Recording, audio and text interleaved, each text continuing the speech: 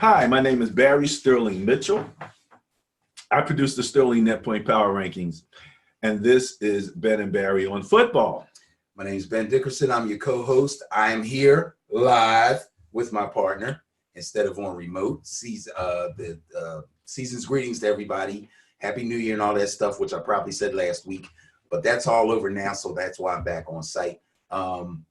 Great start to the playoffs. Can't wait to start talking about it. Let's go. I'm ready. All righty.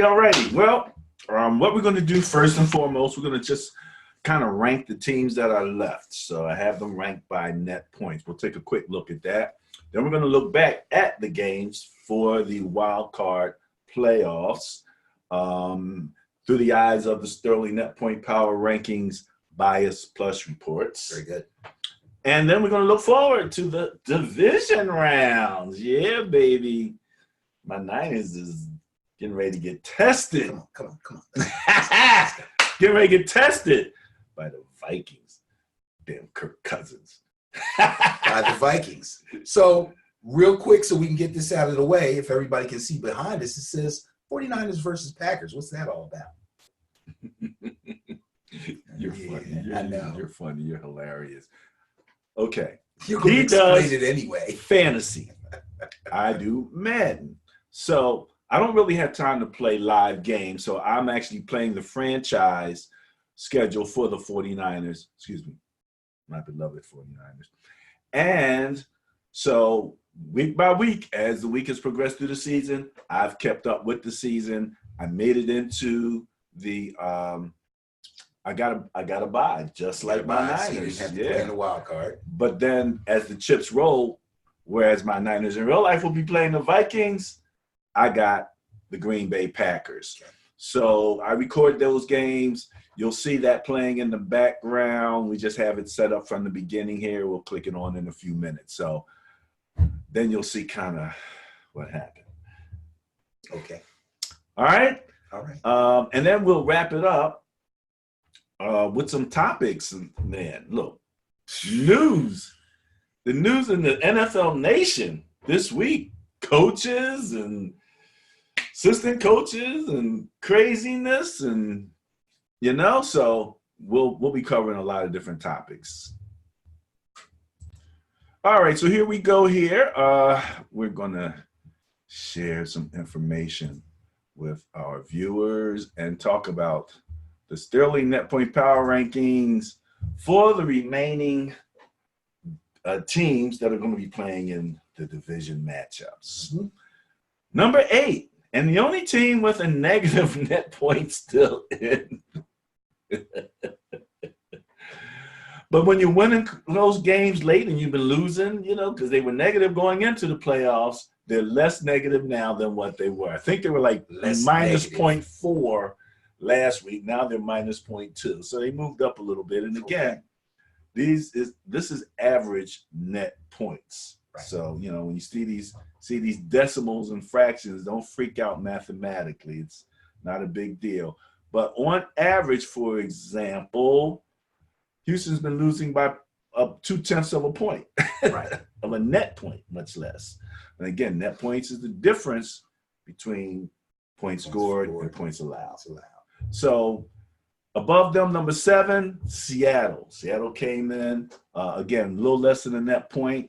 Green Bay, a little stronger than what you might think at 3.9 net points. And again, if you're winning by an average of about 4 points, that's what this is showing. Over all of their games, they averaged a positive almost 4 points at 3.9. Tennessee at 4.3.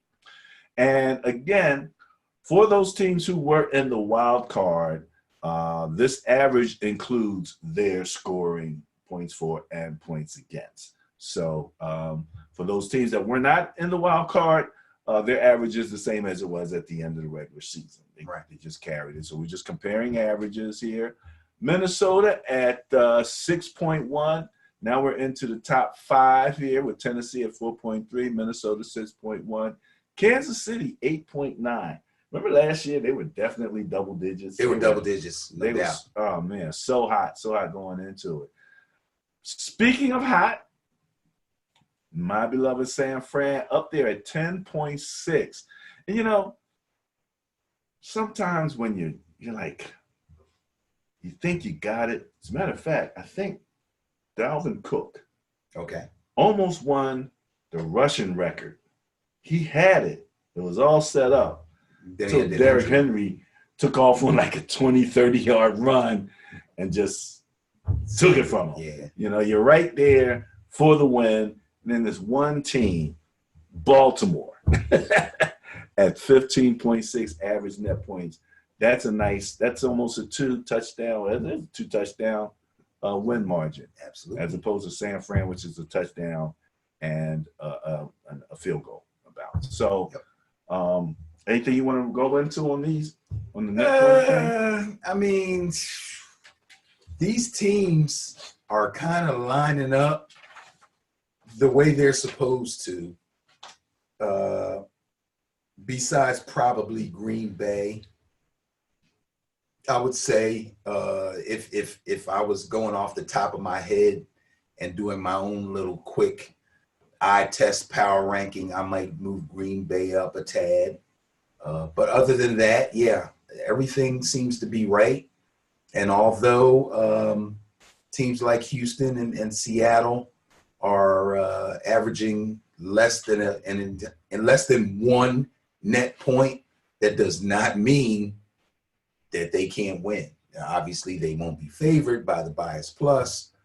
I didn't talk about it, but man. At this point, it's crazy last week. At this point, after seeing what happened Wildcard weekend, man, we'll mention some of the stats that go into your net points. Again, we mentioned scoring points for and defense points against. Mm-hmm. I'll mention that in terms of points against, Baltimore came in with an average of 17.6. Minnesota was the only other team averaging in that area at 17.2. Minnesota actually came in a little bit better in terms of average points given up. In terms of scoring, Baltimore is first. They're averaging 33.2 points per game. My Niners are at 29.9. But strong. My Niners are giving up 19 points a game. Okay. And a lot of that came in the second half when, you know, our defense. It's a tough schedule, man. Yeah. They played a string of really good teams. Absolutely. Minnesota, Tennessee, Houston, and Seattle are all within a couple of points in terms of their scoring, average scoring, with Houston at 22.2, ranging up to Minnesota at 24.1. So there's only a couple points difference on average between all of those teams.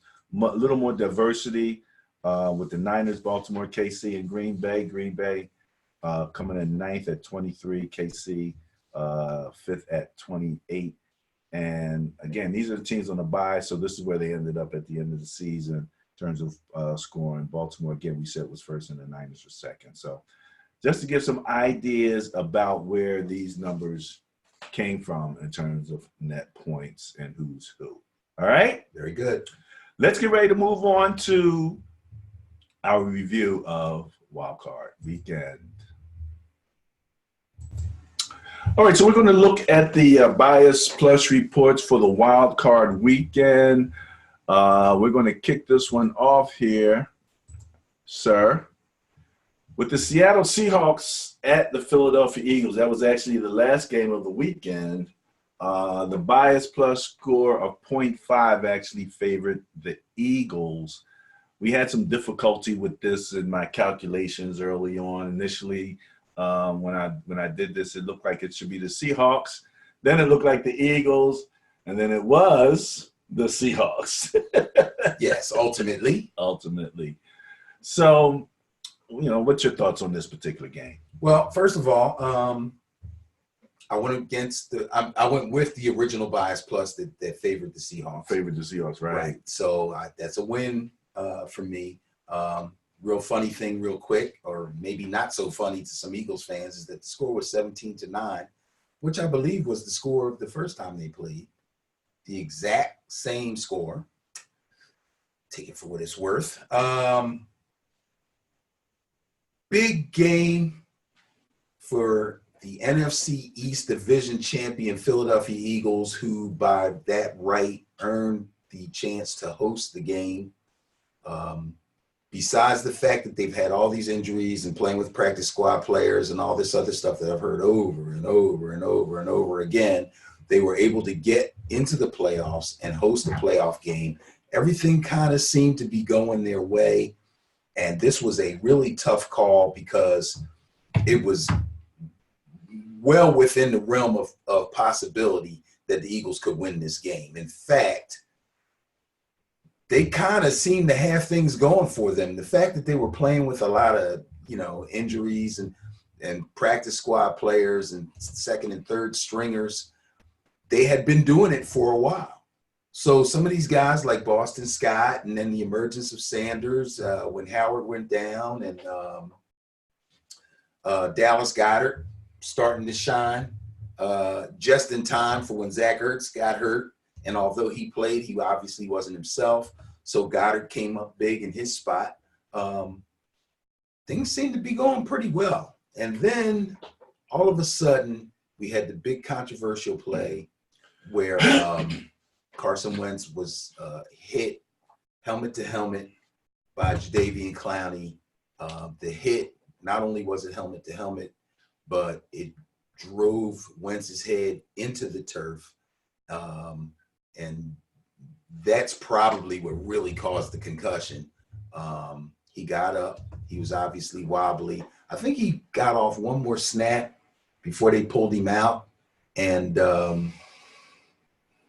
most Eagle fans feel like their chances of winning that game went out when he went to the locker room and wasn't able to continue.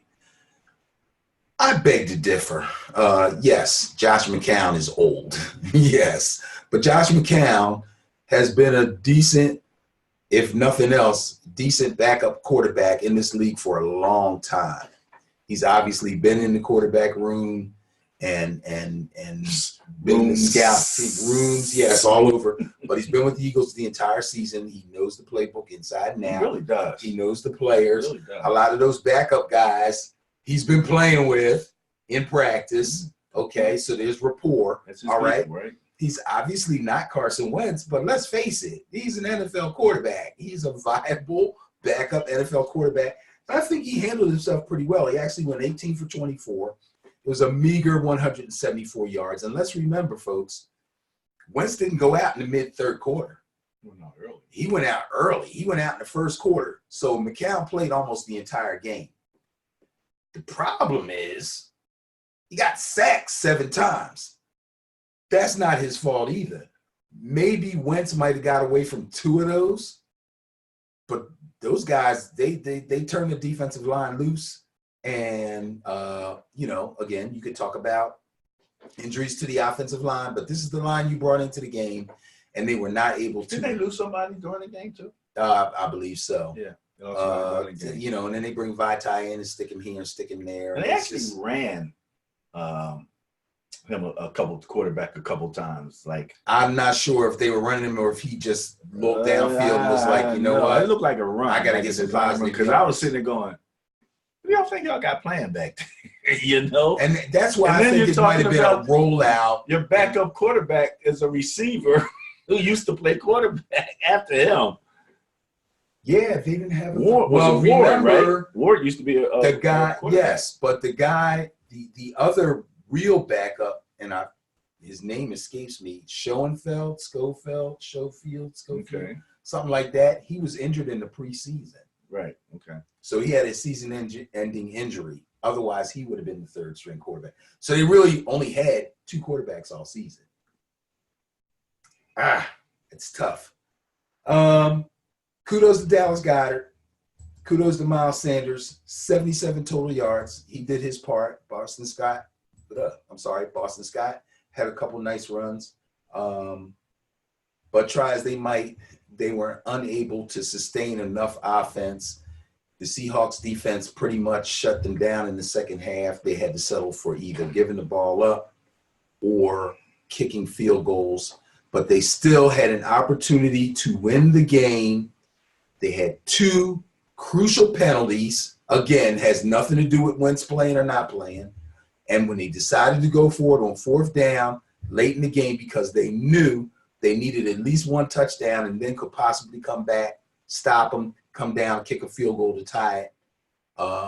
They went for it on 4th down, and Miles Sanders simply dropped the ball. So that's why they lost the game, not because Carson Wentz got hurt. But what are you going to do? So you're saying they had enough juice out of that quarterback to win the game? He definitely played well in the pre. I was impressed with him in the preseason. Their defense, like he knows this. Yeah, their defense held Seattle to 17 points, which is exactly what they were supposed to do. People who like the Eagles to win the game were saying the score's going to be 20-14, 27-17. So the defense did their part. They did what was expected. Again, in a general sense, I agree with you. It's just that the crucial breakdowns, like the last play with DK where they just sent him long and he catches the ball. You stop that play, different game. You got a chance, but then once he gets that, it's the clock. You're done.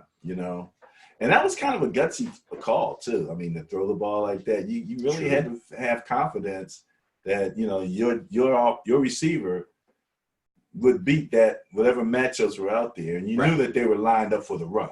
So they were that was the normal play. Right, because the Seahawks had the lead, and they're thinking, they're going to milk the clock. We need to stop the run so we can get the ball back. And that's what happens when you don't put points on the board and turn the ball back over to the other team. You keep putting Russell Wilson on the field. It's going to happen sooner or later. He's not the guy to keep putting on the field. No. Believe me, from the NFC West, we know for sure. Yeah, right. All right, who's up next? Let's see what we got here. We have the Tennessee Titans. Oh, man. Okay. What? End of an era, right?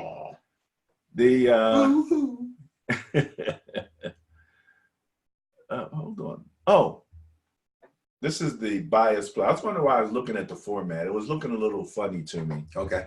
And the Tennessee Titans were not favored to win. The Patriots were favored by a bias plus of 22.8 in this game.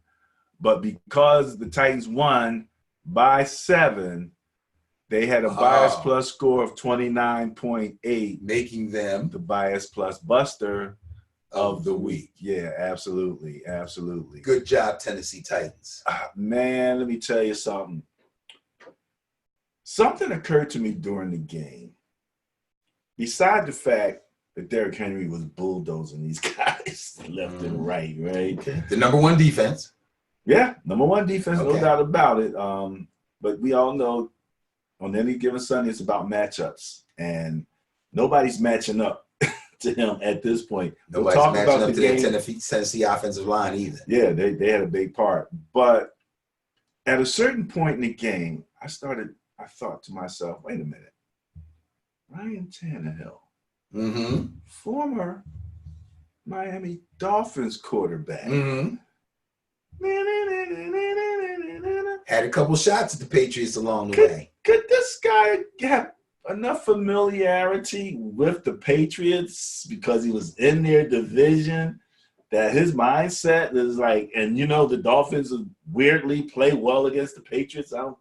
Even in their Super Bowl winning year last year, they wound up beating the Patriots right down at the end of the season. We've seen them twice a year for the last few years. A little bit of that Dolphins mystique there on the side of the Titans, man. And he's just playing like really efficient, good football right now. I mean, really so much. If you had two quarterbacks, you said, okay, you have Tom Brady or Ryan Tannehill. You know what I mean? It don't even sound like you should be talking about them in the same breath. But coming down the last few games of the season, he was way better. Unless you said, would you rather have Tom Brady or Ryan Tannehill at the beginning of last week? Because Tannehill's the hot guy. Then you would get people thinking about making that choice. But nonetheless, he didn't have as great a game as I'm sure he hoped he would. He's more of a game manager. Number one defense, so he's up again. So that's smart. Right. I'd have been managing that game too. Yeah. Yeah. He only threw 15 passes and completed 8 of them. One of them was a really nice screen to Derrick Henry, which was which I believe was Henry's only catch. 72 yards. He did throw a touchdown pass. But the story of the game was Derrick Henry. 34 carries. You heard me use the word bell cow, right? That he's the bell cow. He's the bull. 34 carries. And I'm watching the game, and you could tell that they were going to use him heavily. I love the way they were able to spell him just at the right times and just enough to keep him fresh, especially in the second half. Just enough to keep him fresh because they couldn't leave him out too long. You know what I mean? But it's a tribute to him being in the kind of shape that he's in, which is another discussion I had with somebody on Facebook. I had to let somebody know something about, the difference between Derrick Henry when he first came in the league and Derrick Henry now. But 34 carries, 182 yards. He had the 1 catch. He did score a touchdown. That's a total of 204 yards. 204 yards from one dude, that's huge. He basically beat them by himself. Him and those offensive linemen basically beat the Patriots into submission. That's all there is to say. I don't even want to talk about the Patriots. I'm ready to move on to the other game. They're done, and I'm not going to say I don't want to talk about them because I'm glad that they're done. I'm saying they got beat into submission, and they don't deserve for me to go any further in that game because that's the story of the game. Well, again, you have a dominant player, and you go to that dominant player. The challenge for the Patriots in 2019/2020 is they lost their dominant player. Right. They went from a dominant player who, in Gronkowski, how big is he? Oh, I don't know. He's like 6'6". Like 6'6". 250 something. And 270. I don't being know. their go-to guy, and then with him going, their new go-to guy. How big what's the little guy that catches all the balls? Oh, Edelman? Edelman.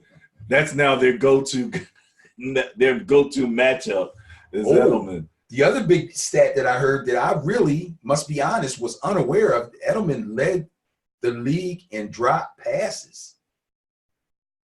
Good thing Nelson Aguilar got hurt and missed some games. That could be, you got to be careful with that a little bit because what? He gets volume. Sure, he gets volume. He might, in total drops, so he might have more, but I'm sure his volume is way higher than most. Because again, he was the go-to guy, and he's getting beat up. He's getting double teamed. If you double team Gronk, it might not work. You might need a triple team because he's that much bigger and stronger than him. It's amazing he can defeat double team. For Edelman to defeat a double team, it's a great. I mean, he has to be somewhat amazing on an ongoing basis. Which he is a lot of the times, but I just think it could be his volume. We have to look that up. But long story short, that ended the reign of the Patriots for right now. Yeah, and I got to give some credit to the Titans defense also. Brady really just couldn't get going. He couldn't get going. They got a few things going. They got some runs in. They got some passes in. But again, nothing that developed into anything. It's really where funny. They could take over the momentum of the game. When you look back and you look at some of the things that happen, you can usually point to one or two plays, go one way or the other, and all of a sudden the whole story seems to change. Right. I remember, during the season with my Niners, they lost the game, to the Ravens by like 3 points. Right. And I'm listening to the review of the game. You think they didn't do squat during the game. You know what I mean? From the way people talk about it. Because they lost. Tell that they did, but most people, but I'm saying if you're listening to the analysis. Right, because they're focusing on the Ravens because they're so dynamic. Yeah, and so, but you wouldn't realize that it was a missed field goal, Right. And who else had a missed? Oh, Saints. We'll talk about that in a minute. All right, you ready to move on? Yes, sir. All right. So, again, volume is my thought. I know he was injured, but you know what I kept thinking about? In baseball, the batter usually with the most home runs has like the highest number of outs. Strikeouts. That happens quite often. Yeah. So that's what I'm kind of thinking about. What did you find out? Okay, so here's the thing, and I probably, if I had more time, could do more research and maybe extend this a little bit so we get a better understanding of it. But my point was, Edelman being the number one option on that team did have a lot of drop passes. I'm sure volume has something to do with it. So I took a look. Of the top 5 guys who dropped the most passes, 2 of them are running backs. If you just look at wide receivers and the number of targets that they had, Edelman was 5th. Not bad out of 32 teams. So that's not bad. But the thing is, the 4 guys that were targeted more than him are really low on the drops. So, yes, volume has something to do with it. Yes, many guys injuries targeting more than him. Oh, we're talking about Hopkins, Julio, Michael Thomas. That's what we're talking about. Right. They don't drop. They don't drop balls. A lot. Yeah. All right. So let's move on to the next game from last week, and the Minnesota Vikings going into Saints Stadium. 2 dome teams, bias plus score 4.8 favorite. The Saints, unbelievable. I don't know to call it bad luck, karma. I don't know what's going on here. But the Saints had the bias plus, right? I picked the Saints. They were home. They were hot. They were crazy hot. In the last 4 games before that game was played, Drew Brees had 15 touchdowns and 0 interceptions in 4 games. You don't get no hotter than that. That's hotter than Tannehill. That's crazy. But in that game, 26 for 33, which isn't bad, but only 208 yards. That means a lot of checkdowns. Yeah, especially for throwing that many times. Right. He only threw 1 touchdown pass, and he did have an interception, and he did lose a fumble. I think it was on a sack. That's crazy. You look at Kamara, who looked like he was coming out of his little funk. And when I talk about a funk for Alvin Kamara, I'm talking about all those great breakaway runs we normally see from him have been very limited this season, but they seem to be coming back in the last couple of games of the season. He ran the ball 7 times. He only had 21 yards. He did score a touchdown, but he caught 8 passes. So that's some of those checkdowns for Brees. So that kind of explains that. But then of those 8 catches, he only had 34 yards. So again, kudos to the Vikings defense. Yeah. They just couldn't quite get going. I think the speed of the Vikings defense was a little surprising to them. I don't think they quite thought that they were going to be able to match. Yeah, when you see games like you like this, you kind of wonder, like, what? I can't believe that an NFL coaching organization is going to take a team lightly. You know what I mean? When you're game planning during the week for this squad and you're looking at film and stuff, you're going to look at what they do really well. You're going to try to find some things where they're weak at. You're going to try to go at their weaknesses and things like that. But I just got the feeling during this game like the Saints really felt superior and were caught off guard that the Vikings defense was able to make the plays that they were able to make. Michael Thomas caught 7 passes, 70 yards. He was unable to score, but he didn't have a lot of touchdowns this year anyway, to tell you the truth. He had a tremendous number of catches, broke a record, single season record. It just quite wasn't enough. Personally, I think they should have used Latavius Murray more, because he's the change of pace back. He's the power back. If you can't break Kamara loose, you bring Murray in, you bully ball a little bit, But since Murray took over for Ingram, they don't really use him like they used to use Ingram. I thought that was the idea when they brought him over, but for some reason they haven't done it. I don't know what to say about that. So that's part of the reason they lost the game. The other part of the reason they lost the game, the other part of the main reason was Mr. Dalvin Cook coming back off a shoulder injury. Now we getting to the essence of the deal. Okay. Did a Derrick Henry on these boys. Dalvin Cook was dashing past people. 28 carries. Okay. Man, not as many as Derrick Henry, but doggone near. If a running back gets 20 carries, that's what you want a good running back to get. 20 carries and over 100 yards to win a game is kind of your 5-yard carry. Exactly. 28 carries, 94 hard yards, 2 touchdowns. That's a big deal. But in the second half, after a very quiet first half, Mr. Kirk Cousins came through. And not all in the second half, but he hit Adam Thielen 7 times and a couple of those catches were humongous for 129 yards. And Thielen, another guy who's been hurt almost all season, came up really big. So that iced it. I wrote short pieces on all of the wild card games, and those were the 2 names that I mentioned as having a real potential to change the narrative, to swing things into the Vikings' favor. Okay. Because Dalvin, again, other than Derrick Henry, he'd have been the number 1 rusher. Yeah. You know, and Adam Thielen, right? Thielen, yes. Thielen, I'm going to say his name right. Just a clutch type guy, and he's that guy. You know, every quarterback has that guy who he just seems to have that connection with, and that trust, and he, and he's that guy. Yep.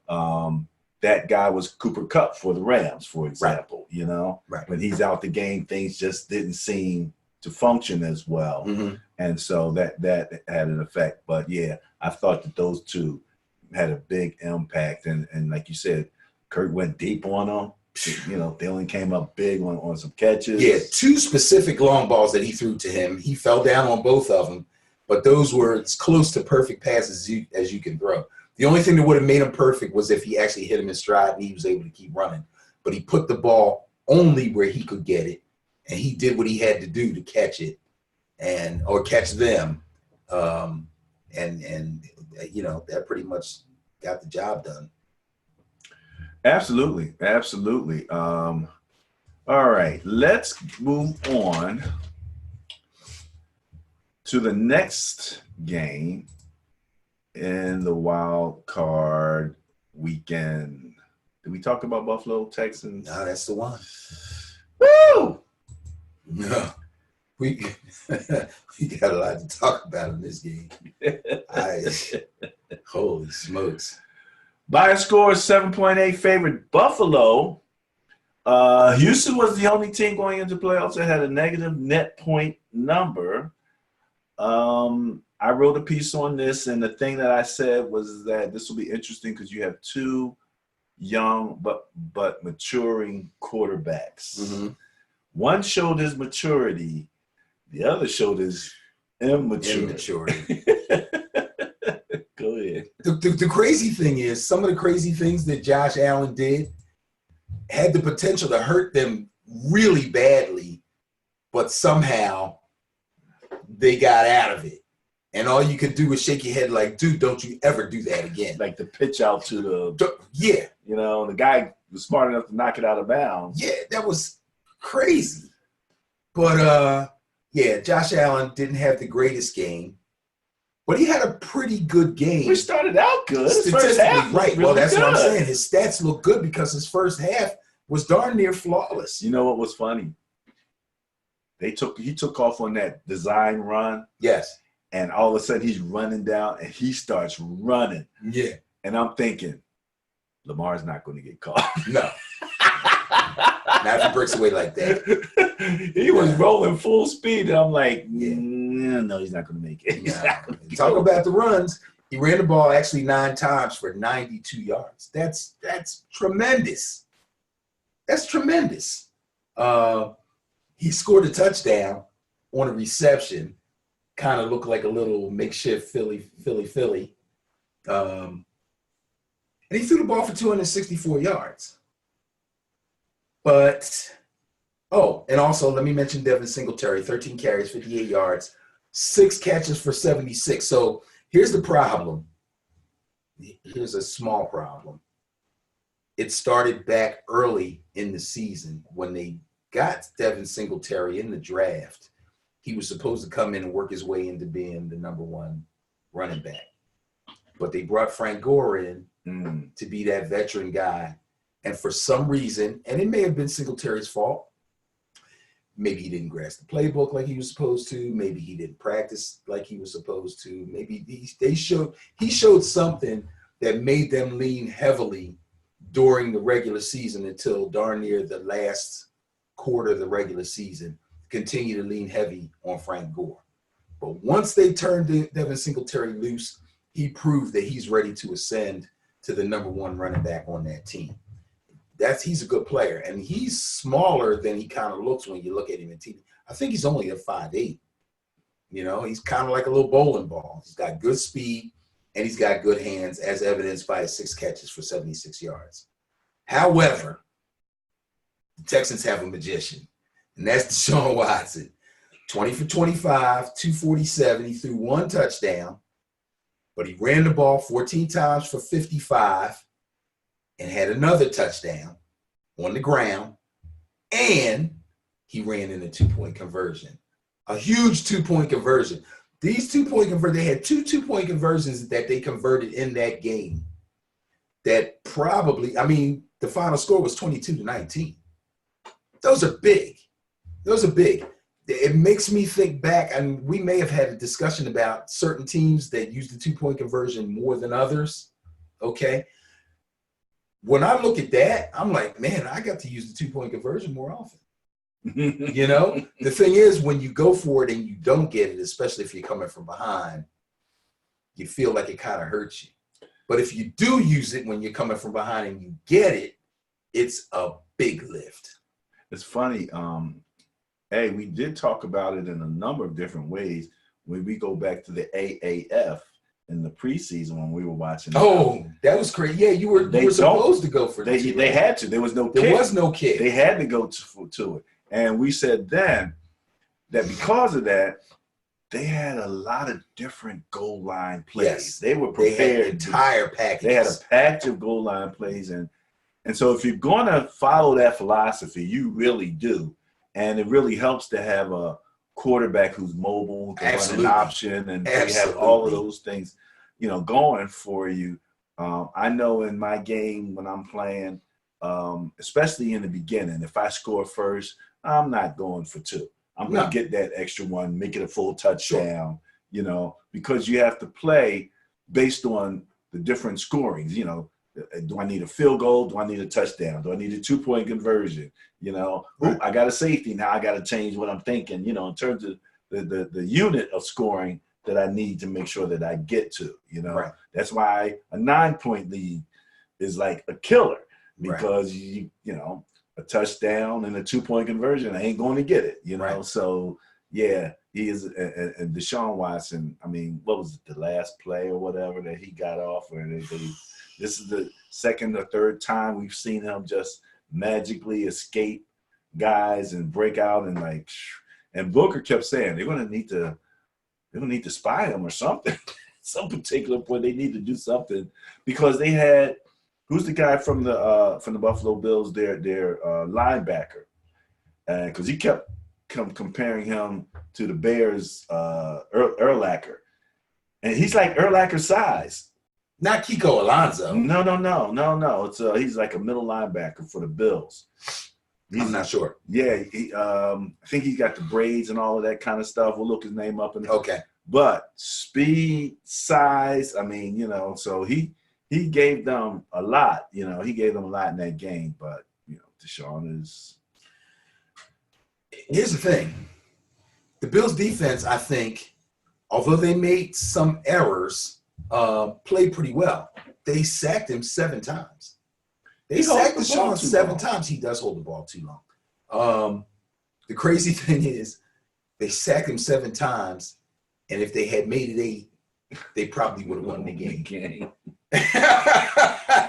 Because that play, he got away from 2 guys that had clean shots on him, spun out of it, completed the pass, and then the guy caught the ball and ran it for 30-something yards and got him in field goal position, and they kicked the game-winning field goal. So, yeah, they sack him there, they maybe force them to punt, get the ball back, and they could still win after their offense going in complete hibernation in the second half.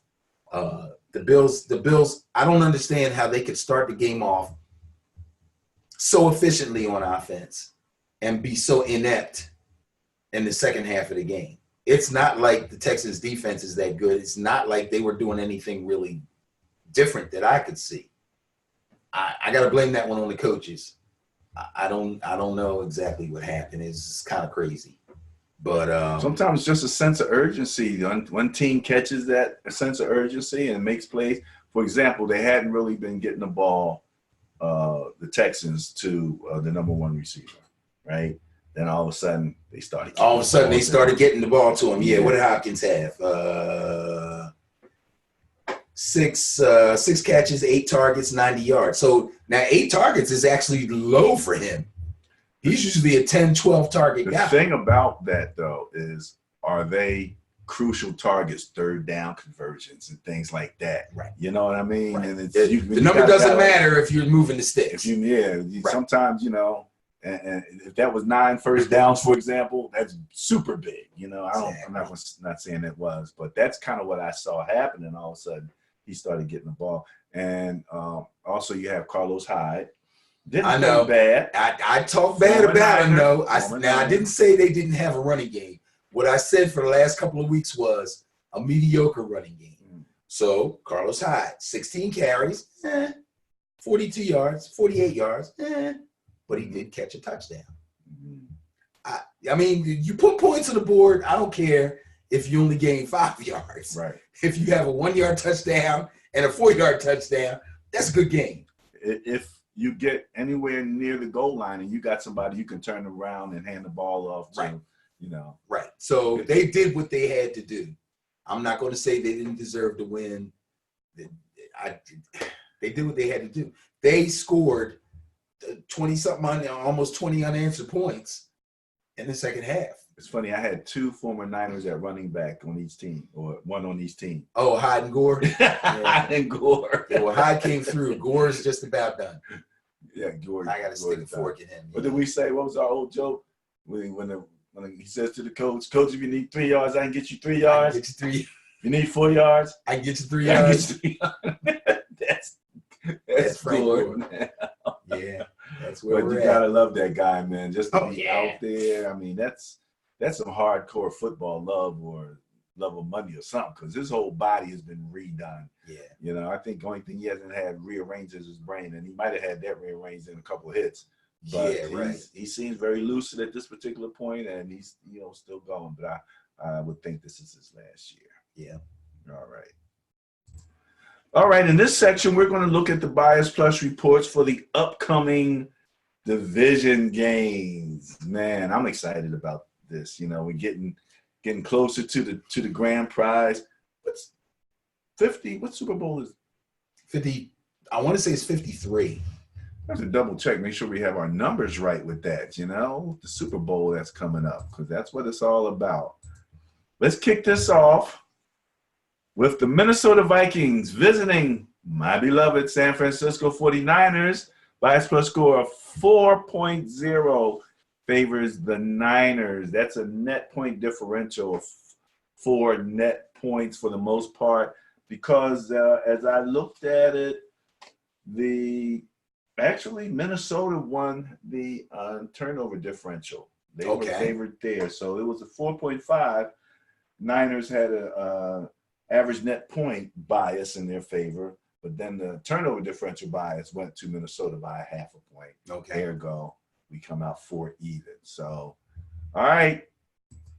This kicks it off, man. What you got? Tell me what you got. Let's get my team out the way. Again, we have 4 teams left. 4 games. Last week we had 4 games.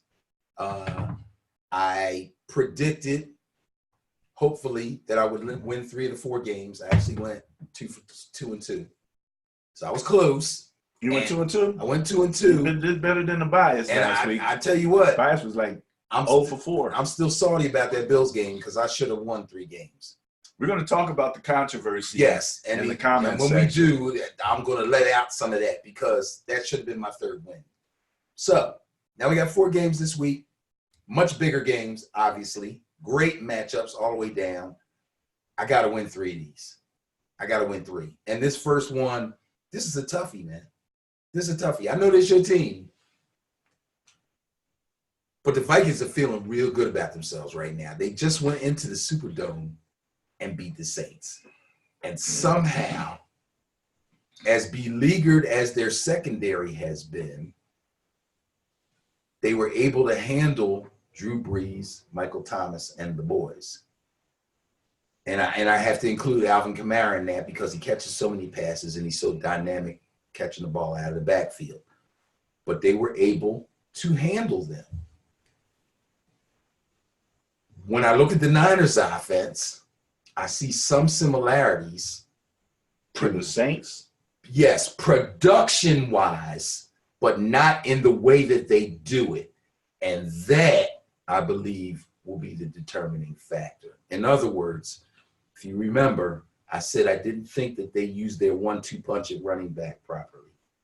Talking about the Saints. The Saints, okay, right. The Niners will do that.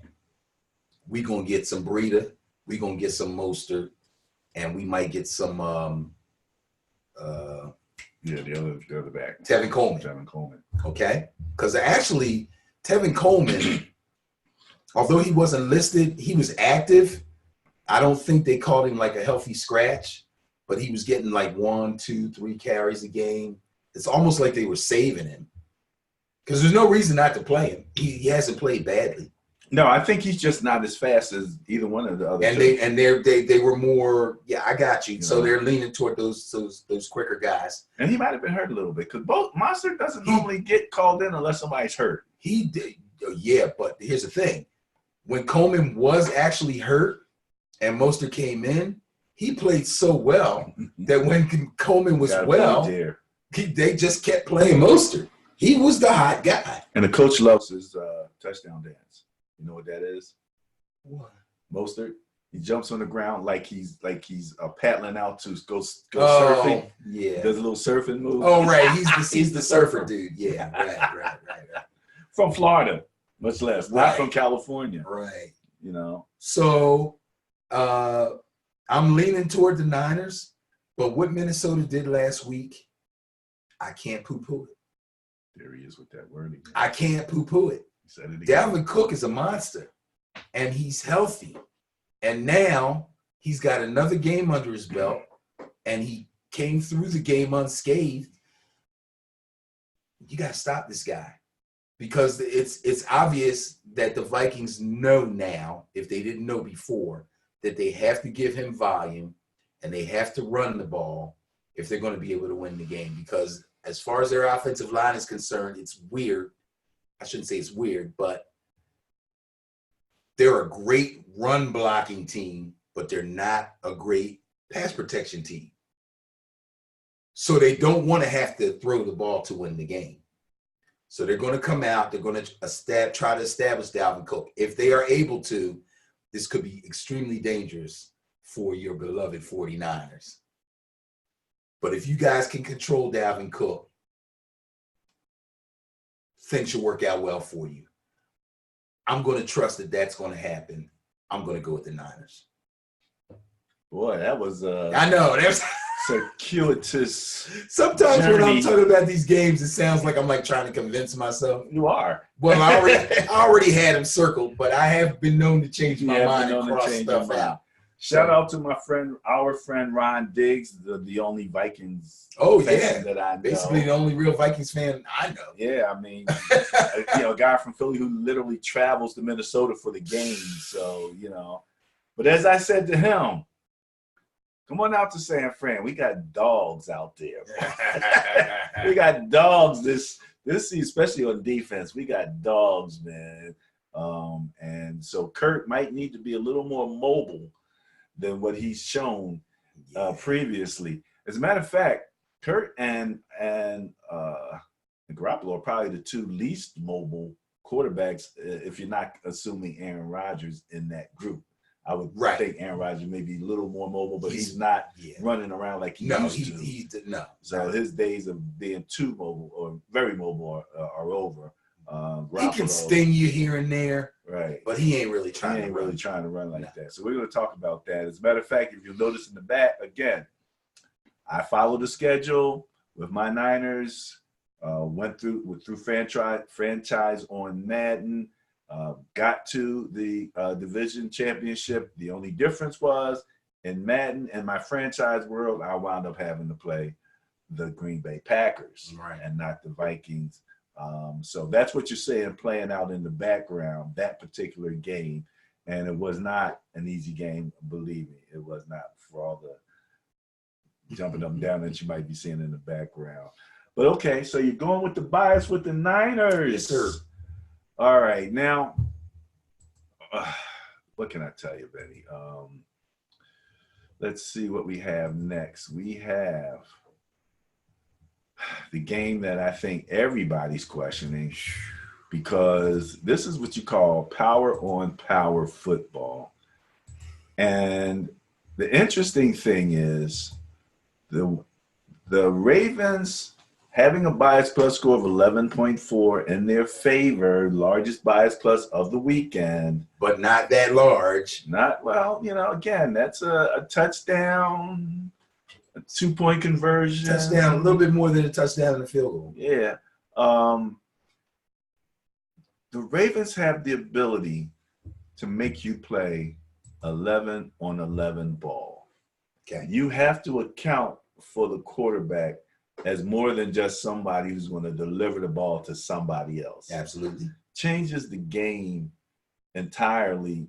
We talked about how Josh, the quarterback for the Bills, Josh Allen took off on the Texans. Right. And we both thought, if this was Lamar, he wouldn't have got caught. He would not have gotten caught. Away. Absolutely. He got on the way. And this 11 on 11 is really changing the game because teams are just not used to it. You take a Texans team that had to play Brady, well, he's not running nowhere. Right. So that game is different now than when you're playing Lamar. Right. I don't know how healthy Ingram's going to be, but they seem to think that even without Ingram, they can still get their run game going. But Ingram's a power back. Ingram's a little different. I mean, he's one of those guys that makes you make a business decision when he's coming downfield at you. Right. I don't know about the other running back. What do you think? Gus Edwards isn't bad. He's a decent backup. If Ingram's not able to go, that will hurt them a little bit.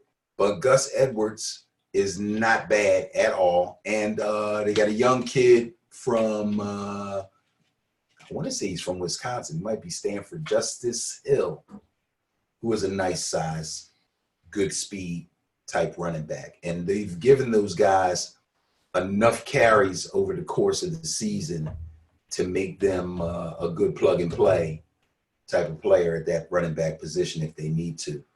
So, Baltimore should be firing on all cylinders offensively. The question is their defense going to be able to handle Derrick Henry? Because if the Titans can move the ball on the ground almost at will like they did last week and pound you to the point where they can keep the score close. This is the one thing we talked about with Baltimore. Are they built to come from behind? Let's just say, just because I want to know your opinion about this, let's just say that Tennessee comes out and jumps on Baltimore the way the Bills came out and jumped on the Texans last week in the first half.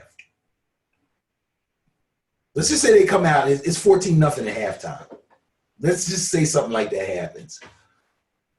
How much faith do you still have in Baltimore to come back? Given a whole half? Yeah, whole half. I have plenty of faith in them. Plenty of faith. Because of the way they play, they generally, once they get on the road, they kind of control the clock and everything. And because the Titans do too. Well, yeah, that's true. But, you know, it's a slightly different game, and like I said, it's 11-on-11. So at any particular point, Lamar takes off and changes everything. Okay. You know, and that's why and if he doesn't take off, then he might, you know, they both have the ability to go deep. They both have a wide receiver, but I think by the last name of Brown, right? Yes, sir. Who was it? Hollywood Brown versus AJ Brown. AJ, right. Both deep threats. Right. Both deep threats. So, you know, we haven't really seen that a lot from them. And I think because of that, you have to have a question as to whether they can do it, because they haven't had to do it. Like I said, they are number one in net points, Baltimore at 15.6. Which means they've been winning games by an average of over 2 touchdowns. Okay. Unlike anybody else in the league, and their offense was number one, scoring 33.2 points a game. Okay. So the Saints, they were a high, decent scoring team, but the Ravens have been doing it all year. Okay. And it's quite possible because they had the layoff. That's the question. How is this layoff? That one extra week will affect them, or they maybe come out a little slow. Whereas the Titans are. I don't put a lot of stock in the layoff. I would rather lean toward a good coaching staff taking advantage of the layoff and really nailing down a strong game plan. I would expect that more looking for than the team being rusty coming out. The Coach Reed effect, right? Yeah, the old off the bye thing. Yeah, Coach Reed doesn't lose too many off the bye. Right. But Harbaugh and them have done such a great job with this. And again, I'm mostly talking about their offense. See, the question is really not the Baltimore offense. I'm confident, just like they're confident in what they do. It's the defense. If the defense is unable to control the Titans' offense like they normally control games, allowing their offense to get ahead a touchdown and field goal, 2 touchdowns and a field goal, where they can run away with these games and score these 30-something points a game. This could be a tough matchup. Well, what you're saying also is that, if the Titans get a lead and you have a Derrick Henry back there, that's now going to be, now they're the ones eating clock. Yeah. Now they're the ones holding on to possessions and keeping Lamar on the bench. I'm just saying, anything can happen. On any given Sunday, but they drive down, they score, they kick off. Lamar drives down, they sputter, they kick a field goal. All right, let's flip it. Go ahead. Ravens come out and score twice. The game's over. It's already been proven. Deal. That's what I'm saying. That's already been proven. That's why I never brought it up. They've already proven that if they jump out on you, you ain't coming back. You ain't coming back.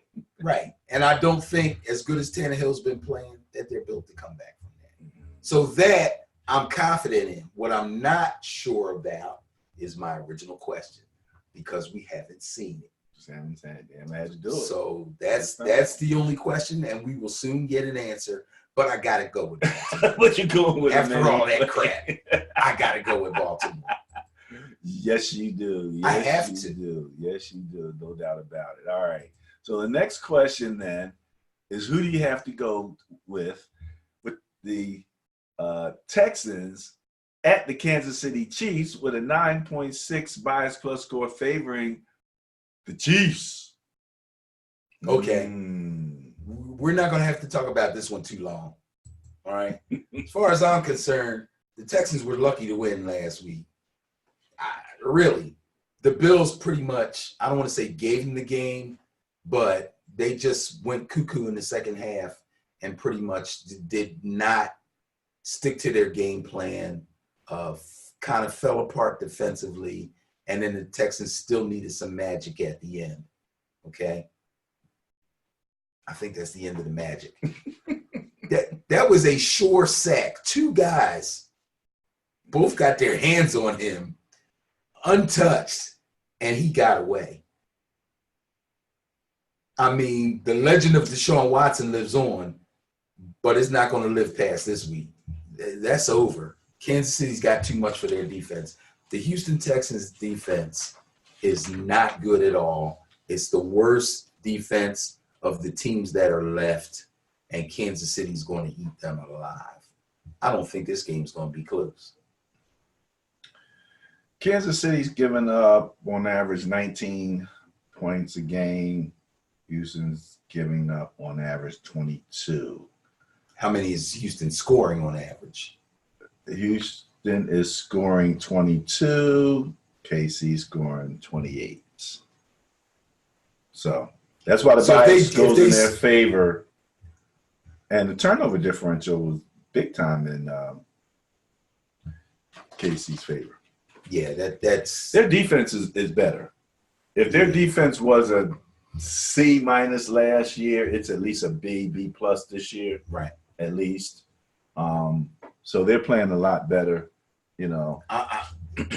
Game planning, having that week off, I think is going to be big for the Kansas City defense. I think they're going to come in and they're going to feel confident and be solid in their game plan.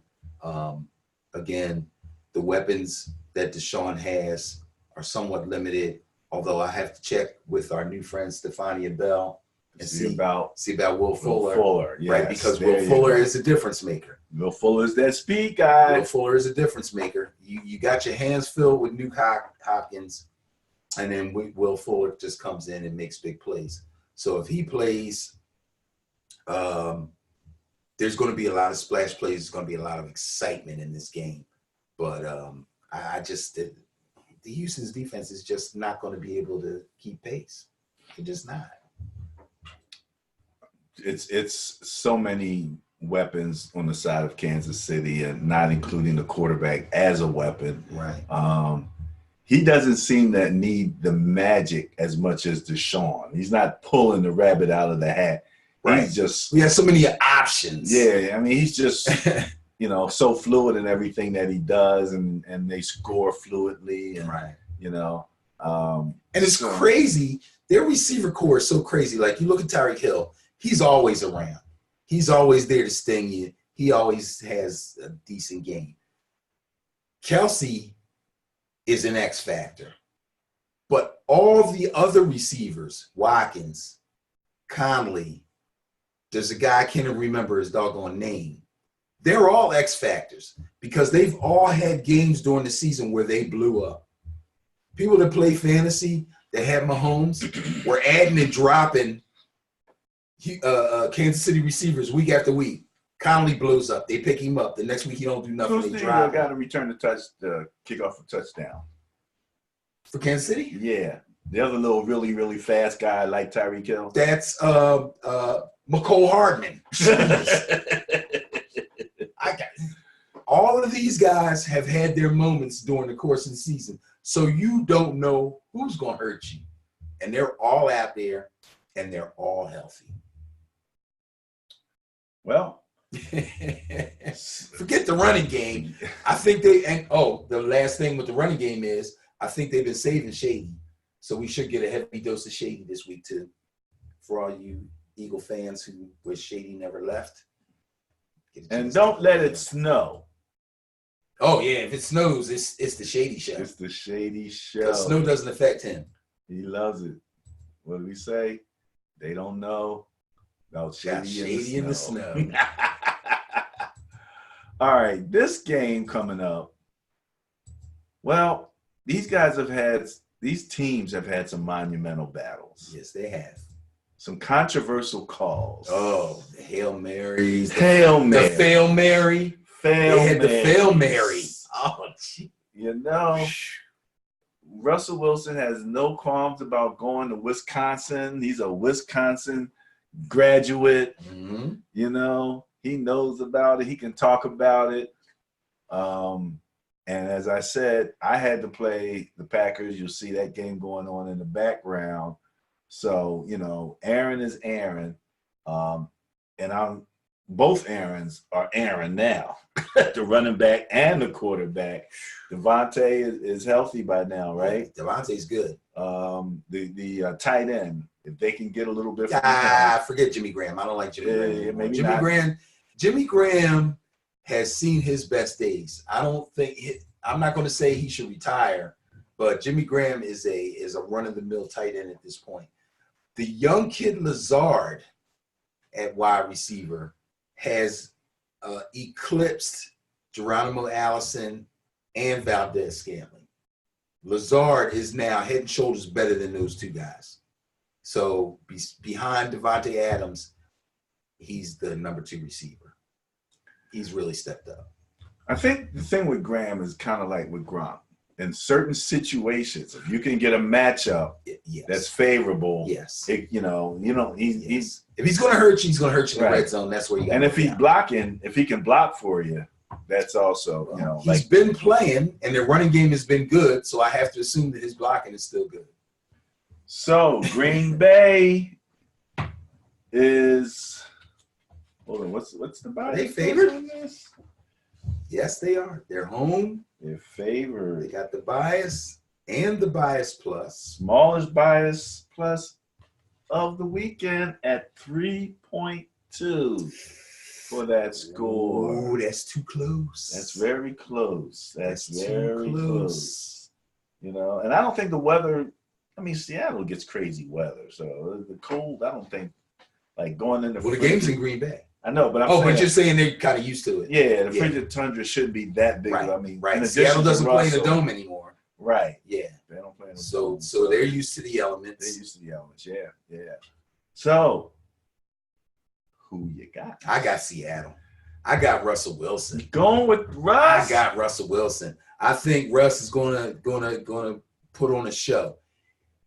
I was expecting him to put on a show last week against the Eagles, and he really wasn't able to do it. But what he was able to do was he was able to get out of some bad situations, get some yardage on the ground, and slide. He's got that slide down pat. No, Rodgers and Russell Wilson are probably the best quarterback sliders in the league. Yeah, Rodgers will slide in a second. They know exactly when to go down.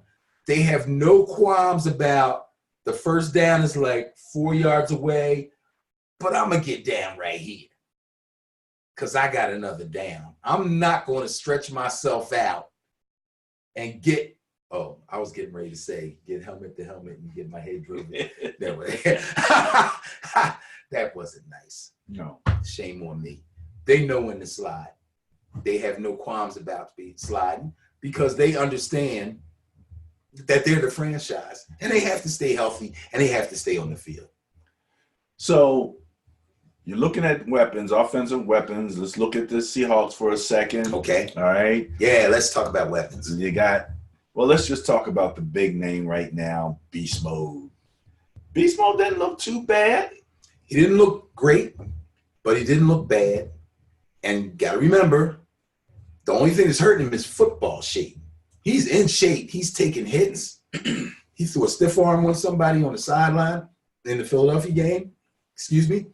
The only thing that's hurting him, I think, is his wind. And he's just not in football shape. But every week they advance, he's going to be better.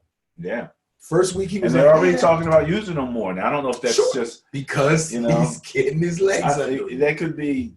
They could just be blowing some smoke, but no, they're going to try. Going to try to use some more. They're absolutely going to try because, again, that helps Russell Wilson.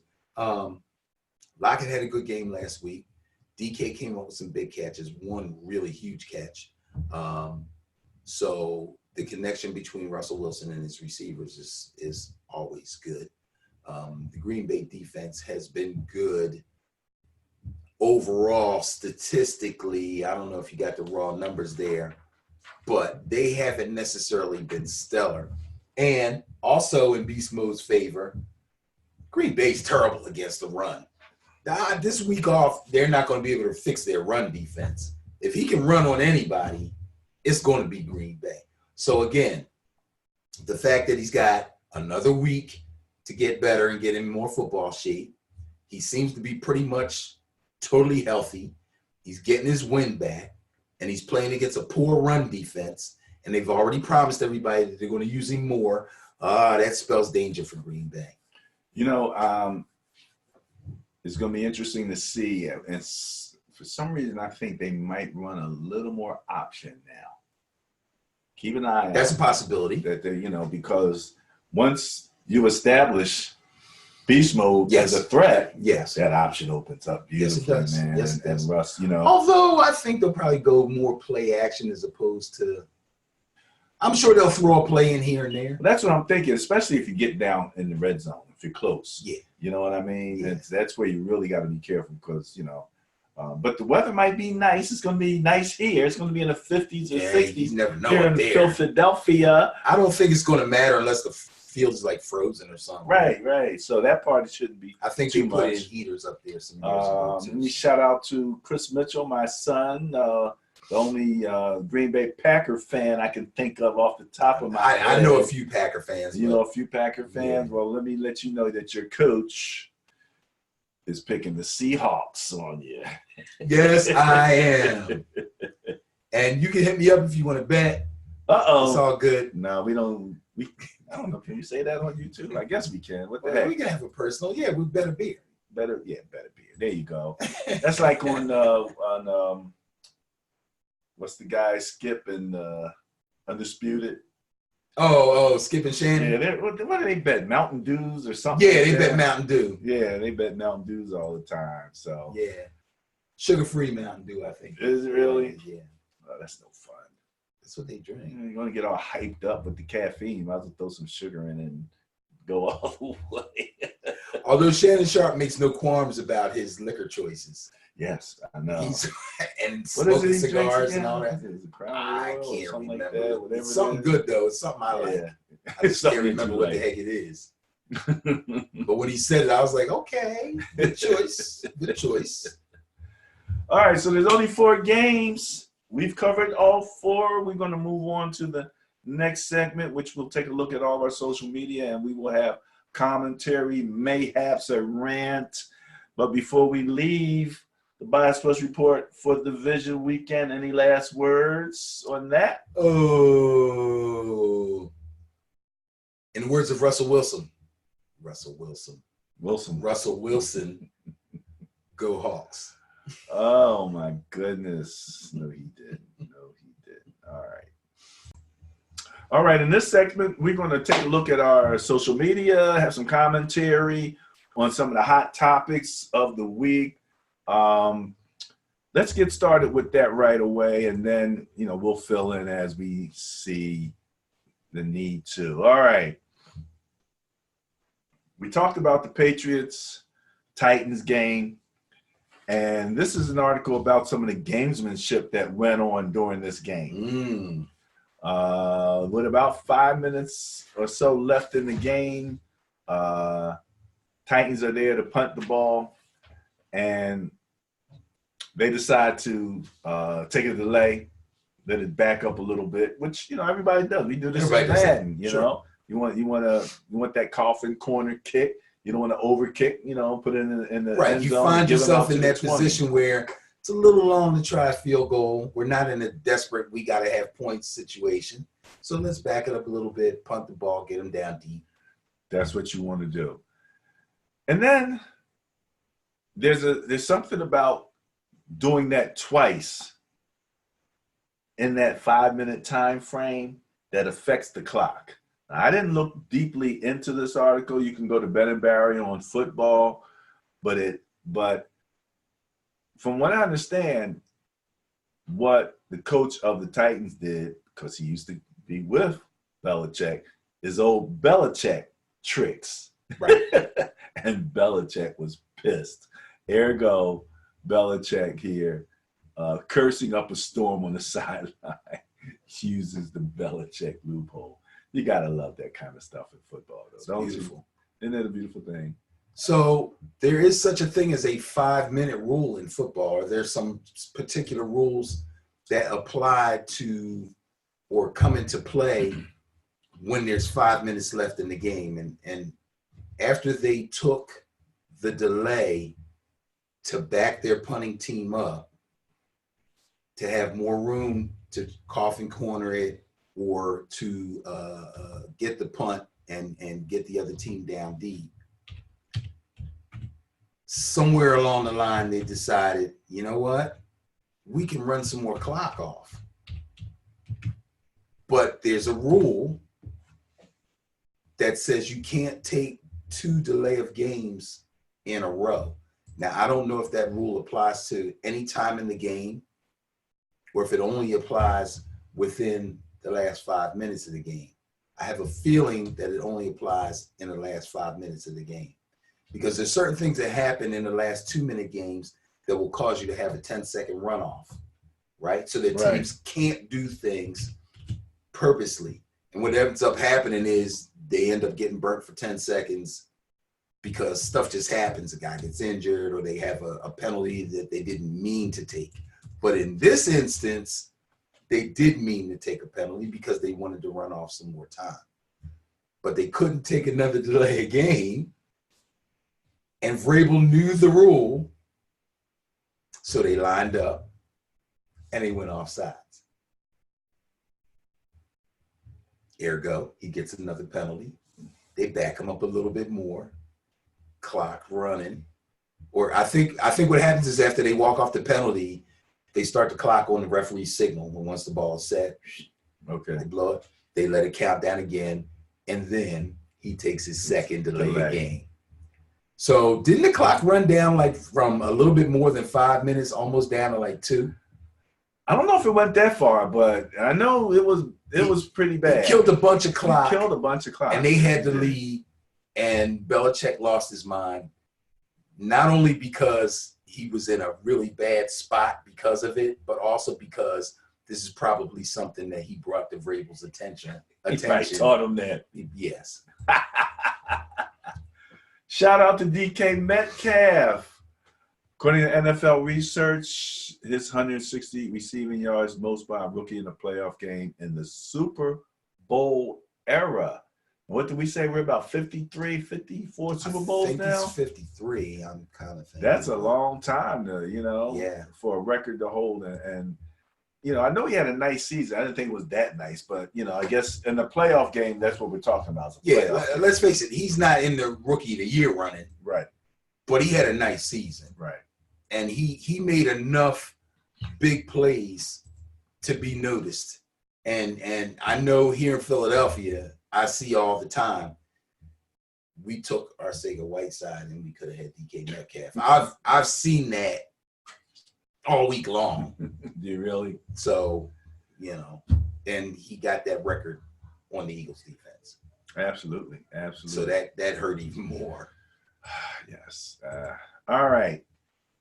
Mr. New York Football Giants fan, you have a new head coach, Joe Judge, from those Patriots and a Philadelphia native, from what I understand. Okay. He's a Philadelphia native.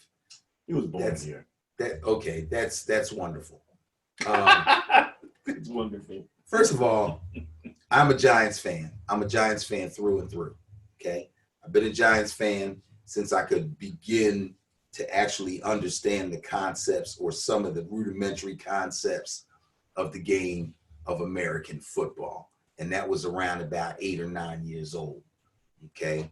From watching the black and white TV with my father, okay, and having him explain things to me. That's a long time.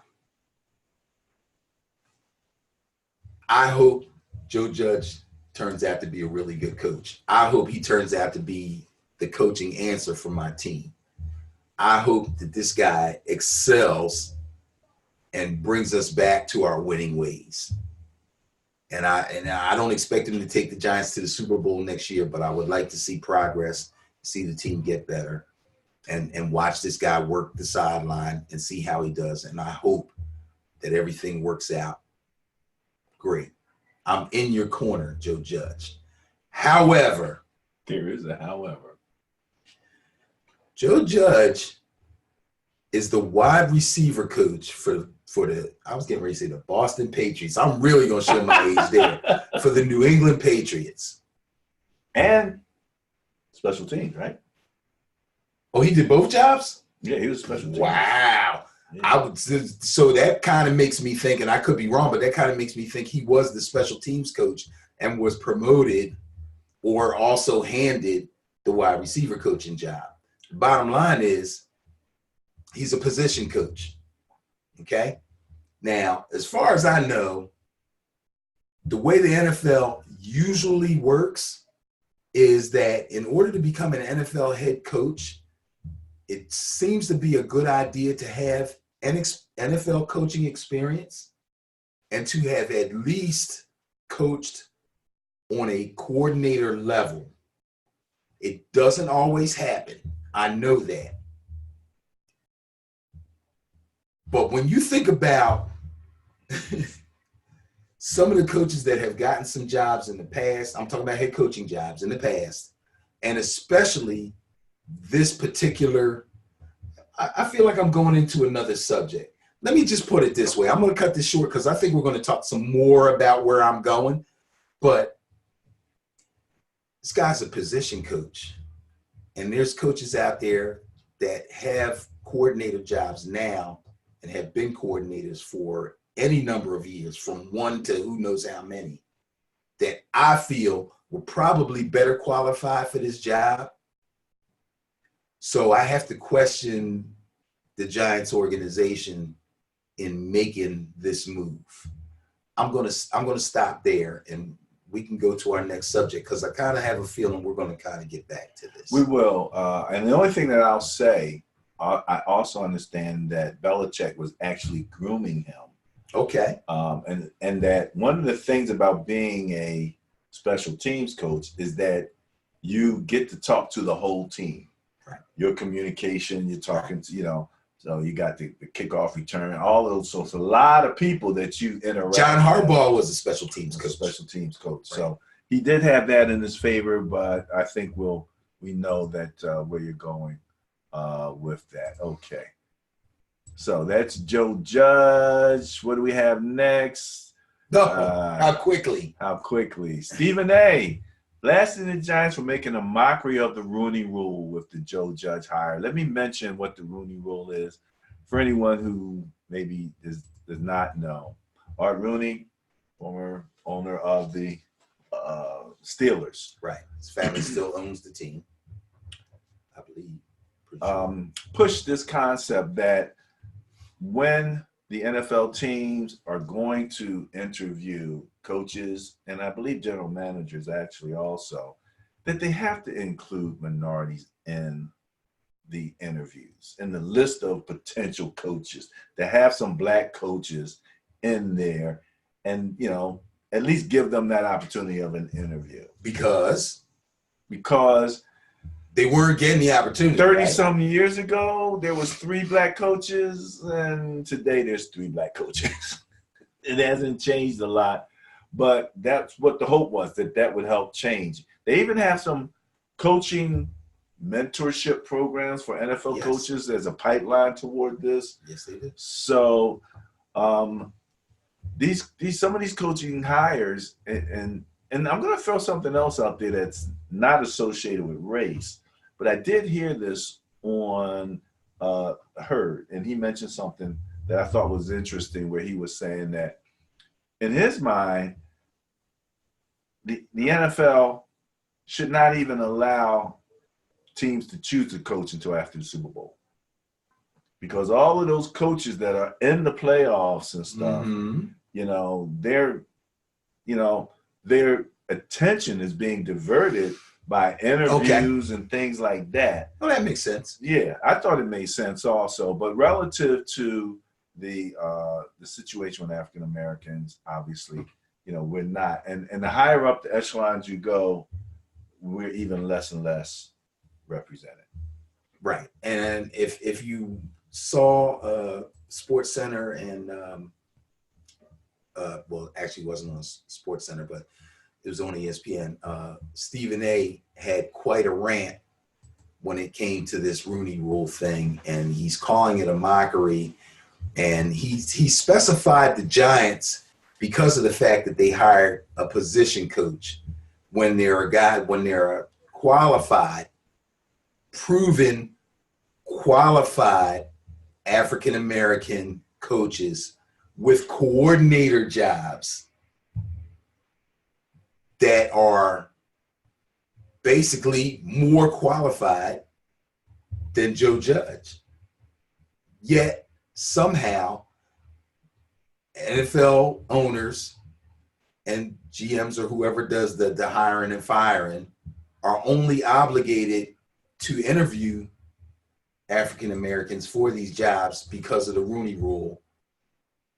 And they are circumventing it by basically just giving the interview. You got an interview, okay, get out of here. We announced that we interviewed you. See you later. We have no intention on hiring you. It was really, I was listening to the Panthers coach. The new one or the old one? I'm sorry, the Panthers owner. Introducing the new coach, former Temple's coach. Yes. And Matt Rule. And he started out acknowledging Eric Bieniemy. Okay. Did you hear this interview? No, I didn't, but I like where it's going. What'd he say? He was kind of like, just wanted to, he kind of gave a shout out to him. He was impressed. Okay. But then he started talking about what happened when he met. It's amazing. It's amazing how these things happen and how they actually say it. And all you got to do is listen to what he said. What did he say? Well, he was talking about how they went down to his house and because Rule wanted them to meet his wife, which struck me as strange that the hiree wants you to meet his wife. Okay. Normally, it's the hirer, who would say, "I want you to come in and meet the family" or something like that. Right, or me and my wife are going to take you to dinner while we discuss. Right, something like that. Right. And he was just smitten. Apparently, it's kind of the way that he was talking. He seemed to be just smitten with Rule, and and I kind of had to go away. I was working on stuff for the show, but I couldn't really stay with it. But it just he was throwing out so many non-football type things about how impressed he was with. One of them was, and I heard this, I didn't see the exact thing, but I heard this. One of them was he liked the fact that he was a sloppy dresser because the owner says he's kind of like that too. He enjoys being a sloppy dresser. Are you serious? I'm very serious. So the moral of the story is dress sloppily. No. The moral of the story is people like to work with people that they feel comfortable with and comfortable around. Now, I can't fault them for that. I can't. But the NFL, as far as I know, the teams, the owners, are supposed to be in the business of not only making money, obviously, but of trying to put winning teams on the field and try to get to the ultimate goal, which is the Super Bowl. So they're making active choices between hiring head coaches that they feel comfortable with, and I know it's more to it than that. I'm keeping it really simple. But they're making choices on people that they feel comfortable with over people that are obviously more qualified. And I know I'm making it a lot simpler than it is. There's other factors, but that's kind of what it comes down to for me. There's no reason. Why would you not want the offensive coordinator of the Kansas City Chiefs? Is he too short? I saw one comment when somebody was saying, well, this is really Andy Reid. He's really the one doing all the play calling and stuff like that. We've had conversations about this too, because there's other teams. Doug Peterson calls the plays for the Eagles too, but he always has an offensive coordinator. Who got a head coaching job, and they sit him in the booth and they feed information to him and give him suggestions on plays to call. Mm-hmm. They're in the room all during the week laying out game plans. So for all we know, the game plan could be the coordinators. Yeah. Because once the head coach gets the card, he's we run this. Andy Reid coming from West Coast, he probably has 15 design plays. Sure. From the offensive coordinator. Sure. Right? Sure. But remember, first 15. Andy Reid was a quarterback coach, offensive coordinator, head coach for a long time. He was with the Eagles for 14 years. Okay. So he's got a lot of, but Bieniemy's not there doing nothing. And Bieniemy coaches from the sideline. He's not up in the booth. Right. He's got a headset on, and he's got a play card too. And I see him talking into that headset a lot. Now, I don't know if he's talking to Andy or he's talking to Mahomes, but I think they got a two-way thing. He is not a figurehead. He knows what he's doing. Well, there's how many positions left now? There's only like 2 coaching openings still, maybe. I don't know who did. Cowboys filled theirs, Giants filled theirs, Washington team that needs to change their name filled theirs, Panthers filled theirs. Right. Who's left? I tell you what, there's 3 African American coaches that are right now. Well, Jim Caldwell, who has been an NFL head coach, had winning seasons with the Lions. Okay. Coached Indianapolis Colts. Leslie Frazier, who's got head coaching experience with the Minnesota Vikings and is now the defensive coordinator for the Buffalo Bills. An up-and-coming, wonderful defense. See, that's the thing. These dudes have great resumes. You see what I'm saying? And they are current. They're current right now. And they can't get a head coaching job. Over a guy who was a position coach in one case. Or over a guy, Cliff Kingsbury, with a 500 record. Out of college with a 500 record. Now that you mentioned Cliff Kingsbury, though, he might actually be enabling that college coach thing, because he didn't have a bad year. He had kind of a better than expected year, actually. You know? Yeah. And I know I'm playing devil's advocate a little bit, but he did have a pretty decent year. Yeah, because people didn't expect him to do it. No, didn't expect him to do anything. But guess who had a better year from a team that was expected not to do anything? Who's that? A black coach, Flores, with the Miami Dolphins. They were trash. People were saying Alabama could beat them. And they won 5 games. And they beat 2 playoff teams. Yes, they did. They beat them. And everybody said they were tanking, and he refused to let them do it. He's out there coaching his behind off. He did. I'm so proud of him. I was proud of a lot of the teams that really fought hard. Yeah. That were in the running for the #1 draft pick, but they played away from that. Not Cincinnati had their moments. Yeah. Cincinnati had their moments. All right. You said that this was not something that you cared much about, but I did think that this was interesting, especially considering that they lost the game. So apparently these guys, got off the plane and went directly to this jewelry place. Apparently this must be well known. And they were buying jewelry big time, $30,000, $65,000 pieces, spent reportedly $500,000. We're talking about 20 players, right? So $500,000 split up between 20 players ain't that much. Well, it's still, still a lot of money. It's a lot. That's a lot of money. I know. But the question that I had was, where's the focus? You're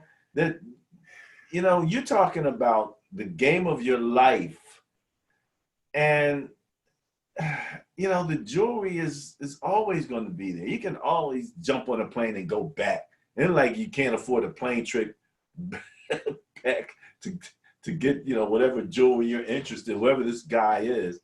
But it just seemed very juvenile, and it seemed like that the focus might have not been 100% where it needs to be in a day or two before one of the biggest games in your life. So we're talking about 20 guys. So that's a plan, right? They plan to do this. Oh, yeah. This is right off the plane, darn near before, right after they check into the hotel. They went right there. Okay, so this is a plan. So evidently, and I'm guessing, and I'm not excusing it or saying it don't mean nothing, but evidently this jeweler is either famous. Yes, yeah, from what I understand. Okay. Or he's known in those circles, probably the rapper circles. Probably.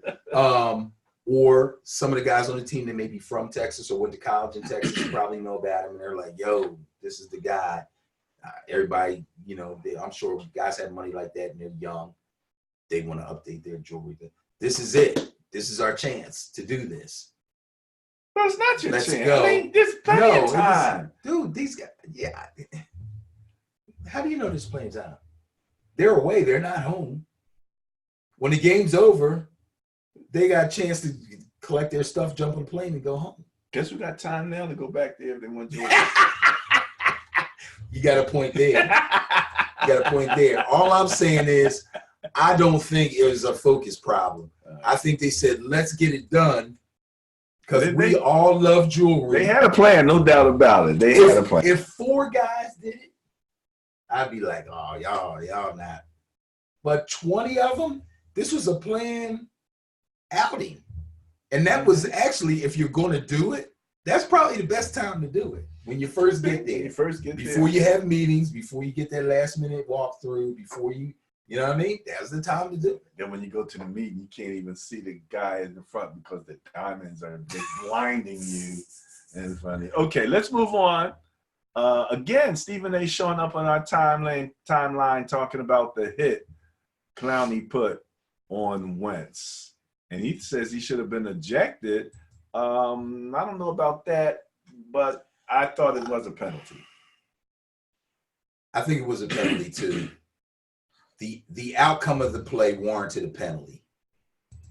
The intention or his intent, I'm not sure about.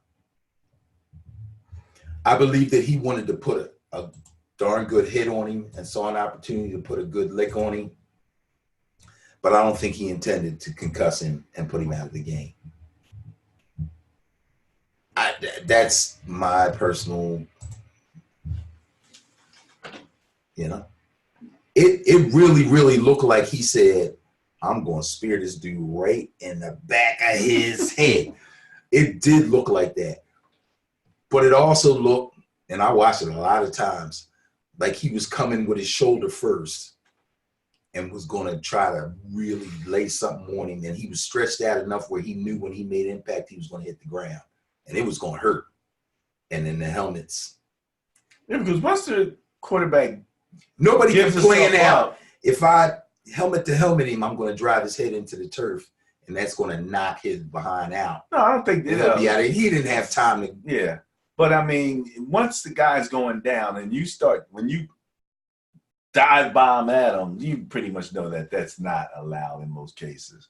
So I don't know about if he should have probably would have picked up. When I understand the NFL is actually looking at that, he might wind up getting fined. Yeah, they're going to fine him after the fact just to make people feel better. That's I don't. Yeah, he was trying to really put something on him. Yeah, he wanted him to feel the hit. If he had a busted a rib instead of concussing him, what would people say then? Well, he's in Philly, so yeah, they'd be saying the same thing. Well, I mean, it's a penalty. What they call yes, it's a penalty. Yes, either way, a flag should have been thrown. But would they be saying it was a dirty hit? You know, again, you're in the act of giving yourself up, and that's. He actually was tackled. He was tripped up. I thought he was sliding a little bit. Nah, I think he was. Somebody got his legs, and I think he was trying to stretch as far as he could, which is how he got hurt the last time. Okay. That's how he got the fracture in his back, and he tried to stretch out to score a touchdown when he got the first knee injury. Yeah. All 3 of those were on that same move by him. Okay. All right. And he got 3 different, but all negative results. Learn. Enough of that stretching out. All right, we're about ready to wrap this up, but Benny, I know something that you might not even know. Ooh, what's that? Why do they call it the gridiron? Oh my God, I know the answer to this. Oh, the lines, grid, like a graph. Am I going in the right direction? Okay, I can't. Oh, I know this. I know this answer, but I can't quote it right now. Well, in the beginning, that's what the lines look like on the football field. from a cooking grid. Okay, it looks like my waffle iron. Right. Yeah. Gridiron. That's where it came from. That's it.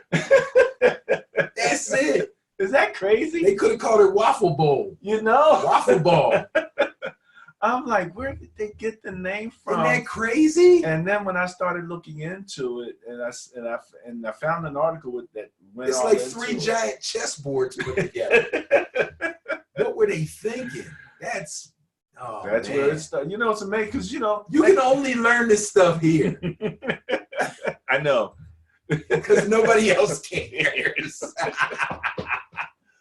But that's it. That's a fact. Ben and Barry on football on our Facebook page. Find the article to give you all the background. That's crazy. That's crazy. But that's why they call it the gridiron. Yeah. Yes. The gridiron football. And the term gridiron football actually covers, Canadian football. Okay. American football. Mm-hmm. I think they said like they have 8-on-8 or 9-on-9, like I guess tackle leagues, them. And I think even flag. Really? Because again, that gridiron, and then it connects to the upright. Okay. There's a connection to the upright, right? Which you guys kick field goals also, right? So yeah, that's all considered gridiron football. Crazy, believe it or not, yeah. I just thought that was just so interesting to find out. You can go to our page and find out some of that football history and why it's called the gridiron. And it just sounds like a hard, doesn't it? You know what I mean? Even if you didn't know that or understood it, when you heard gridiron, it kind of just made sense because football is tough and, gridiron. That sounds like hard, but that's actually it. That's actually it. Isn't that crazy? That's craziness. All right, we got a couple more things that we want to talk about. Football is life. I heard about this. Yes, Josh Jacobs. Yeah, what's the whole? Was once homeless, and wow. Now that he's got some money, he bought his dad a house. He lived with his dad. Him and his dad in the truck. They lived out with a truck. Yeah. So he's got and I love these stories, because generally it's the mom that gets the house. Right. Right. Dad's living over in an apartment somewhere. But I thought this was an interesting story. You can find out a little more about Josh Jacobs and his house. Let's talk about the controversy of the kickoff with the Buffalo Bills. Oh, my. All right, so what happened was this. Bills kickoff. You're going to describe this piece by piece, right? Well, you know something? Strangely enough, let me take a quick look. We might actually have. Do I have video? Do I have video to show? We got video. We have a little bit of video. All right, let's see if we can share some of this video. Now, if you watched the game and don't remember this, it's a kickoff to start the second half, right? Kickoff to start the second half, and the Bills were kicking off to the Texans. Okay. So that's the setup here. And you want to focus on the football if you can, and also the Texans return man. That's where you want to focus.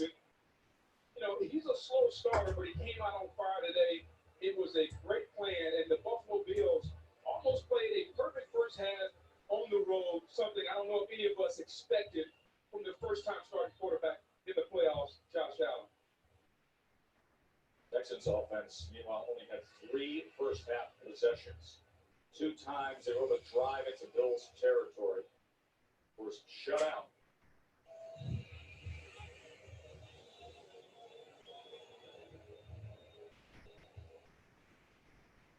John Watson may find that rhythm here. They had 62 yards of offense in that first half. There's the kick. No total for a half. Arms out. Catches the ball. Ooh, what happened? Whoa! They're saying that's a live ball and a touchdown. What?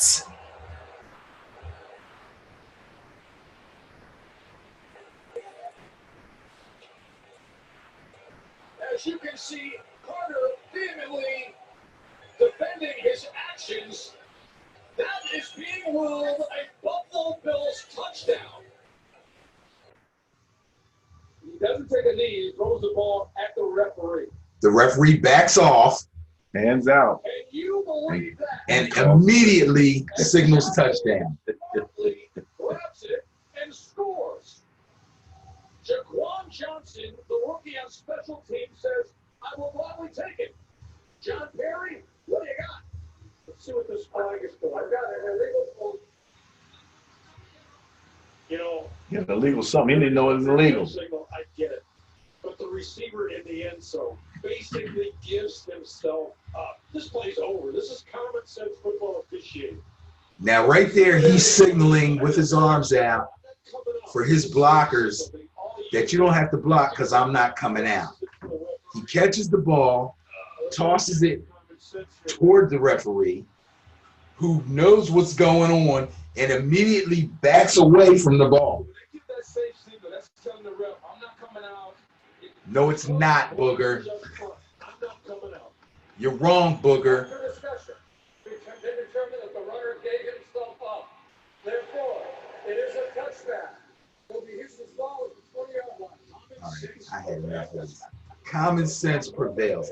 He said common sense prevails. I mean, Perry, no? Really? That's what they said. Common sense prevailed. I kept waiting for a rule, but they didn't give a rule. So let me give the rule. Ah, All right. please do. Let's see here, because I had to go in here and take a look. I'm like, wait a second, this makes no sense. I'm waiting to hear a rule, and they keep talking about common sense. All right, so kickoffs into the end zone resulting in touchback. First of all, they became much more common in 2011 as a result of the rule change. Whereas the kicking team previously kicked the ball off from the 30-yard line, the NFL moved the spot up 5 yards before the 2011 season in an attempt to avoid injuries. Now, in 2010, only 16% of kickoffs were touchbacks, but that jumped to 44%. Okay. Now almost half are touchbacks. Mm-hmm. So here's the rule. Free kick crosses the goal line. This is a free kick, that kickoff. That's correct. Right? It is a touchback if a free kick, and this is from the NFL operations page. Okay. 1, if it touches the ground in the end zone before being touched by the receiving team. Okay? It's a touchback. It's a touchback. Automatic. Automatic. Okay. Didn't happen here. No, he caught it on the He fly. caught it. If it goes out of bounds behind it, it's a touchback. Got it. Strikes the receiving team's goalposts, uprights, or crossbars, it's a touchback. Got it. Is down in the end zone by the receiving team, it wasn't. He caught it on the fly. He did not take a knee. He did not take a knee. He did Right. not down. And because he threw his arms out, they said, oh, he's giving himself up. No, he's telling his team, I'm not going to bring it out. Therefore, you don't have to block. But that is a team communication. That is not a communication to the referee. That is correct. That is not an official downing of the ball. You got to take a knee. And, you know, both of us. So those are the rules. Those are Those the are the rules. automatic touchbacks. Don't say nothing about the return man putting his arms out. Nothing. Has nothing to do with the rules. They blew it. And I'm Yeah. mad because that was my third win out of 4 games, Buffalo Bills. They scored that touchdown. They're up 3 scores. Okay? And the Texans don't come back. I'm sorry, they don't. The Texans don't come back. I mean, that's the killer. That's the difference right there. And I'm glad that at least someone in an article is still mentioning that, because Right. that was a big blow.